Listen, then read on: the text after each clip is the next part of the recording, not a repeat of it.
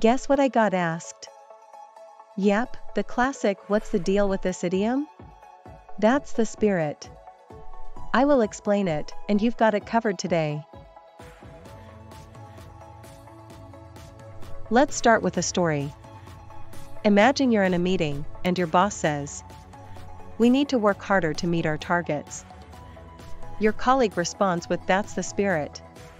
You might be confused because the literal meaning doesn't make sense. But what they mean is that they're encouraged by your boss's words and ready to work hard.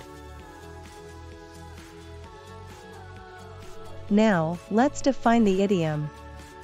"That's the spirit" is an expression used to show encouragement and support.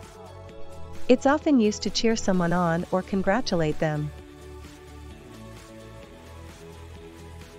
To remember the meaning easily, associate the idiom with positive emotions. Think of it as a way to boost someone's morale and show support. Let's use the idiom in a story.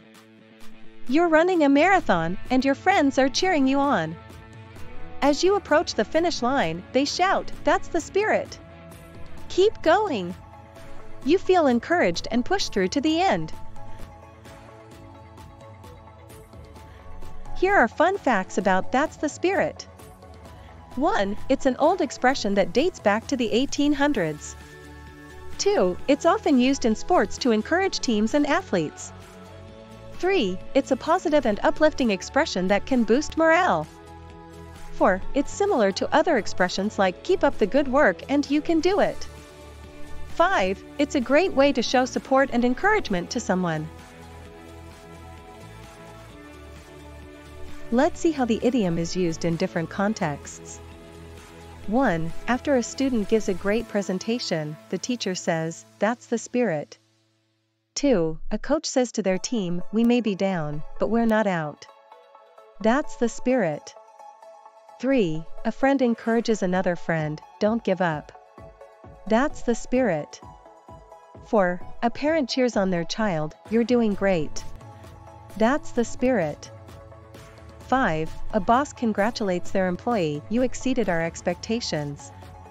That's the spirit. Each use shows encouragement and support in different situations. Let's try rephrasing the idiom. Instead of saying, "That's the spirit," you can say, "Great job, keep it up," or "You're doing amazing, don't stop." These phrases convey the same meaning without using the idiom. Here's a real-life story. A student was struggling with their studies and felt discouraged. Their teacher said, "Don't give up. That's the spirit."